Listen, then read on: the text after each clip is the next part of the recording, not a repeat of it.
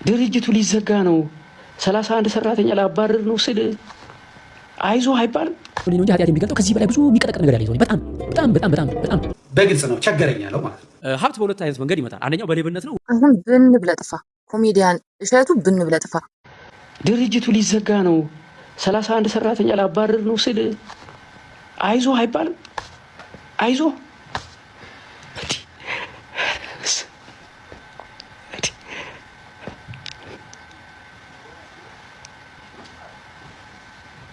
ችግር የለውም 31 ሰራተኛ ቢባረር ማለት ነው የእናንተ ስለተሰራ ይብቃኝ። ለማንኛውም ሌላ ነገር ውስጥ አልግባ። ስለዚህ በትክክለኛ አይምሮ እኔ ለመገሰጽ ቪዲዮ የሚሰራ አለ። በዛው ልክ ደግሞ ጉዳዩ ምንም ይሁን ሳያምንበት አታክ ለማድረግ የሚነሳ በዛ ማለት ነው። የፈጠራ አታኮች አይታችኋል።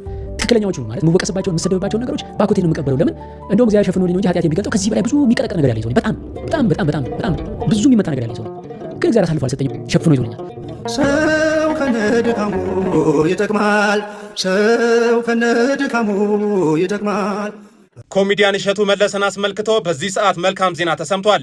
እንደ ቴዲ አፍሮ ሪል ፋንስ ፔጅ ዘገባ ተወዳጁ ድምፃዊ ቴዎድሮስ ካሳሁን ቴዲ አፍሮና ባለቤቱ አርቲስት አምለሰት ሙጬ ለኮሜዲያን እሸቱ መለሰ ድርጅት ዳጎስ ያለ የገንዘብ ስጦታ ማበርከታቸው ተረጋግጧል። በብዙ መልካምና የበጎ አድራጎት ስራዎቹ የሚታወቀው ኮሜዲያን እሸቱ መለሰ በቅርቡ በዶንኪ ቲዩብ ላይ ያጋጠሙትን ፈተናዎችና የፋይናንስ እቅዶችን ተከትሎ ለህዝብ ያቀረበውን የድጋፍ ጥሪ በማንሳት በርካታ አጋሮቹ ከጎኑ በመቆም ላይ ይገኛሉ። አምለሰት ያደረኩት የገንዘብ ድጋፍ የተቋሙን እንቅስቃሴ ለማስቀጠል ትልቅ አቅም የሚፈጥር ሲሆን በተለይም እሸቱ በማህበረሰብ አቀፍ የበጎ አድራጎት ስራዎችና በድንቅ ልጆች ፕሮግራሙ የሚያደርጋቸውን በጎ ተጽዕኖዎች ለመደገፍ ታስቦ እየተደረገ እንደሆነም ተገልጿል። የኢትዮጵያው የዩቲዩብ ንጉስ ዛሬ እጁን ለህዝብ ለመዘርጋት ተገዷል። በሚሊዮን የሚቆጠሩ ሰዎችን ሲያስቅና ሲያዝናና የነበረው እሸቱ መለሰ እባካችሁ አግዙኝ፣ ሰራተኞቼ ሜዳ ላይ ሊበተኑ ነው ሲል ጥሪ አቅርቧል። ለመሆኑ በዶንኪ ቲዩብ ጀርባ ምን እየተካሄደ ነበረ? ለሁላችንም የኢትዮጵያ ሚዲያ ታላቅ ተስፋ መስሎ ይታየን የነበረው ዶንኪ ቲዩብ አሁን ከባድ የገንዘብ ማዕበል ውስጥ ይገኛል። ዩቲዩብ እንደ በፊቱ ገቢ ማምጣት አቁሟል። እሸቱ ይህንንም ተቋም ለማዳን ሲል የተከራያቸውን ቤቶች፣ ማሽነሪዎችና ንብረቶችን ሁሉ በመሸጥ ለሰራተኞቹ ደሞዝ ሲከፍል ቆይቷል። ነገር ግን አሁን ጉልበቱ አልቆበታል።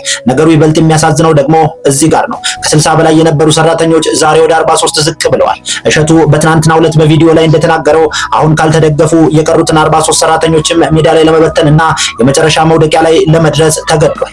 መንገዱ የጠመመበት የታላቅ ከዋክብት እባካችሁ አግዙኝ እያለ ነው። ለብዙዎች የስራ ዕድል የፈጠረ ብዙዎችን የረዳ ተቋም እንዲህ ሲፈተን ማየት ያሳዝናል። ለመሆኑ እሸቱ ከዚህ ከባድ የገንዘብ ቀውስ ውስጥ ወጥቶ ተቋሙን ይታደጋል ትላላችሁን? የእናንተ አስተያየት ምንድን ነው? ኮሜንት ላይ አስቀምጡልኝ። ፈጣንና ወቅታዊ መረጃ እንዲደርሳችሁ የፕላስ ምልክቱን በመጫን ቤተሰብ ሁኑ። ኮሜዲያን እሸቱ ምንድን ያጋጠመው? ተወዳጁ ኮሜዲያን እሸቱ መለሰ በአሁኑ ሰዓት እንግዲህ በሚዲያ ታሪኩ እጅግ ከባዱ ምዕራፍ ላይ መድረሱን አስታውቋል። አሁን ይህንን ሳወራ ፈገግ ለማለት ብሞክርም ውስጤ ግን በታላቅ ጭንቀት ውስጥ ይገኛልን ብሏል። እሸቱ እንዳለውም ዶንኪቲ በገጠመው ከባድ የኢኮኖሚ ቀውስ ምክንያት በርካታ ሰራተኞችን ከስራ ቢያሰናብትም አሁን የቀሩትን 46 ሰራተኞችም ይዞ መቀጠል ባለመቻሉም ቀሪዎቹን ሰራተኞች ለማሰናበት ከጫፍ መድረሱንም አስታውቋል። እሸቱ አክሎም እናም ዶንኪ ቲዩብን እዚህ ያደረሳችሁት እናንተ ናችሁ። ታዲያ ዛሬም የመጨረሻው ጥያቄ አንድ ነው፣ በዚህ አስቸጋሪ ሰዓት ከጎናችን አላችሁ ወይ በማለት ኮሜዲያን እሸቱ በተማጽኖ ጠይቋል። ከሰሞኑ በኮሜዲያን እሸቱ መለሰና ቋርፍ በተባለው ነገር ዙሪያ በማህበራዊ ሚዲያ ላይ የተቀሰቀሰው ሰፊ ክርክር አሁንም የብዙዎችን ትኩረት እየሳበ ይገኛል። ለመሆኑ በጉዳዩ ላይ የተነሱ ተቃራኒ እይታዎች ምንድናቸው? እንመልከት። ይህ ጉዳይ የተፈጠረው እሸቱ መለሰ በዋልድባ ገዳም ሄዶ አንድን ነገር ከተመገበ በኋላ ነው። በአንድ በኩል የምግብን ውጫዊ መልክና መዋቅር ብቻ የተመለከቱ በርካታ ተጠቃሚዎች ነገሩ ከተለመደው የአመጋገብ ባህል ውጭ አድርገው በመቁጠር ይዘቱ የሰው እዳሪ ወይም ቆሻሻ ነው የሚል ግምት በመውሰድ የየራሳቸውን ትችት ሰንዝረዋል። በሌላ በኩል ያሉት ደግሞ ቋርፍ በዋልድባ ገዳም የሚገኝ መናኞችና መነኮሳት ዋነኛ ምግብ የሆነ እንደ ድንች የሚላጥ መራራ የእንጨት ስር መሆኑን በመጥቀስ ይሟገታሉ። ይኸውም ከኢየሱስ ክርስቶስና ከድንግል ማርያም የስደት ታሪክ እንዲሁም ከቅዱስ ያሬድ ጋር የሚያያዝ ሲሆን በገዳሙ እህል መብላት ስለሚከለከል መነኮሳቱ ከዓለማዊነት ተለይተው ለመኖርና ለመጾም ይህን ተፈጥሯዊ ስር ይመገባሉ ሲሉ እየሞገቱ ነው። የትኛውን ወገን ክርክር ይበልጥ ምክንያታዊ ሆኖ አገኛችሁት? ሀሳባችሁን ኮመንት ላይ አጋሩ። ቪዲዮ የመጀመሪያው አይነት ሀሳብ ላላቸው ሰዎች ሼር አድርጉላቸው። አሁን ብን ብለጥፋ ኮሜዲያን እሸቱ ብን ብለጥፋ አድርሱልኝ። ሸር ኮፒ ሊንክ እያደረጋችሁ በስውር የሰጠኸውን በስውር ይከፍልሃል። ንገሩልኝ፣ መስክሩልኝ ብለህ አታስረዳ። ምክንያቱም የመናፍስትን ውጊያ ምታጥ ይመስለኛል አንዳንድ ቦታ ላይ ስትናገር ስለሰማው። ስለዚህ አሁን በገንዘብ ነው እንደ ኢዮብ፣ ቀጣይ በጤና እንዳይመጡ እኔ ልንገርህ። አንተ የቤት ስራ ሰጥተሃል፣ ተናግረሃል፣ አሳውቀሃል። ከዚህ በኋላ የእግዚአብሔር ስራ ነው። የእግዚአብሔር የቤት ስራ ለማድረግ ደግሞ አሁን ከፊት ለፊታችን 16ቷ የእመቤታችን የሱባኤ የጾም ጸሎት ጊዜ አለች። ብንብለ ሱባኤን ያዝ፣ እልፍኝህን ዝጋ፣ ከእግዚአብሔር ጋር አውራ። ምክንያቱም የዲያብሎስ መረብ ወጥመድ እጅግ በጣም ከባድ ነው፣ ብዙ ወጀብ ያስነሳባል። ኮሜዲያን እሸቱ በህግ ሊጠየቅ እንደሆነ ተሰምቷል። ምክንያቱ ደግሞ ያለ ፍቃድ የሚሰጡ የኤአይ ስልጠናዎችን በመስጠቱ በህግ እንደሚጠየቅ ነው ይፋ የተደረገው።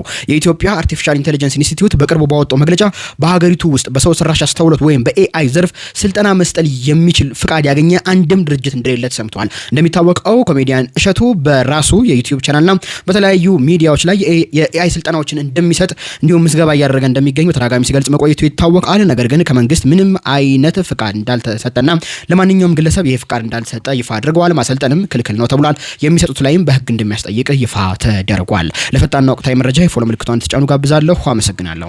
የእሸቱን ቪዲዮ ደጋግሜ 2 ጊዜ 3 ጊዜ አይቼዋለሁ እና በግልጽ ነው ልመና የለመነው፣ በግልጽ ነው ቸገረኝ ያለው ማለት ነው። በግልጽ ነው አጣሁ ያለው። የማጣቱ ደግሞ ራሱ የሚበላውን ነገር አይደለም። እኔ ይሄ ነበረኝ፣ አሁን ለልጆቼ ማሳደጊያ፣ ለእኔ ቤት ለሙያዬ ለምሰራበት ይሄ አለኝ እግዚአብሔር ይመስገን። ግን ቀጥሬ የማሰራቸው ደግሞ ሰራተኞች አሉኝ። እነዛን የምችለው ስራ ሰርቼ በትኛለሁ። አሁን ደግሞ የቀሩትን ልበትን ነው። እንደዚያ ከመሆን እናንተ የምትችሉ ከሆነ 5 ብር አባል በመሆን እንታደጋቸው ብሎ ልመናን ያቀረበው እና ተቸገርኩ ያለ ሰው አደባባይ ሲወጣ ያውም እንደ እሸቱ አይነት ብዙ ጠላት ያለው ሰው እሸቱን በፖለቲካ አስተሳሰብ የሚጠላው አለ፣ በሃይማኖት የሚጠላው አለ። ይሄ ሁሉ ጠላት እያለበት፣ ይሄ ሁሉ ወቀሳ እያለበት አደባባይ ወጥቶ ሰው ፊት መቆምን የሚያክል ጀግንነት የለም። ይሄ ጀግንነት። እኔ አሁን የምነዳው መኪና ፕራዶ ነው። የዛ ላይ የኔ አስተዋጽኦ ግን 600 ሺህ ብር 500 ሺህ ብር የባንክ ነው። ባንክ ነው የገዛው። ይሄን መኪና 1 ወር ክፍያ ባቆም እንገናኛለን ታክሲ ላይ ሰልፍ ላይ ማለት ነው። ምን ማለት ነው? በጣም ብዙ ሰው በ3 ዓመት ቢዝነስ ቪኤት ይነዳ ታየዋለህ። እንትን ጀመርኩ ይልሃል፣ ፎቅ ጀምሬ ይልሃል። ፋብሪካ የሱ አይደለም። የፈለከውን አብርሽ እኔ እናንተ እንውጣ በመስኮት የፈለከውን ዘመናዊ መኪና አስቁመን እስኪ ሊብሬ ያሳየኝ ባል የለም። ባንክ ነው። የፈለገ ቢሊዮነር ነው ማወራ። ይኸውልህ 2 ነገር ነው ሳይገባ ይቀርቷል። ባለሀብቶች ብሩ ቢኖራቸው ራሱ በብራቸው ፎቅ አይሰሩም፣ በብራቸው ቤት አይገዙም። ለምን? ሪስኩን ባንክ ሼር እንዲያደርጋቸው ይፈልጋሉ። ኤቭሪባዲ በባንክ ነው የሚንቀሳቀስ። እኔ ይሄንን በግልጽ ማወራው ለምሳሌ ለምሳሌ እኔ ጓደኛ አለ እኩያዬ ነው ምናምን ከኔ ቀድሞ ነው ስራ የጀመረው። 10 ዓመት እየለፋ ነው የሆነ ሱቅ ነገር ወይ ህንጻ መሳሪያ ከፍቶ እያለ ነው ምናምንና እኔ በፕራዶ ሲሄድ ሰዎች ያዩና ያው እሸቱ ከኋላ ተነስቶ በፕራዶ ሄዳል፣ አንተ እዚህ በቪትስ ትንኮራኮራለህ። ሞራሉን ይነኩታል። ቪትስ እኮ የሱ ነው፣ ሊብሬ ያለው። አይገርምም? የሆነ ችግር ቢገጥመው መሸጥ ይችላል። እኔ አልችልም። አይኔ ያየ ፕራዶ እንደቆመ ነው ችግሬን የምጋፈጠው። ሀብት በ2 አይነት መንገድ ይመጣል። አንደኛው በሌብነት ነው፣ ሁለተኛው በብድር ነው። በቃ አሁን እንደነገርኩ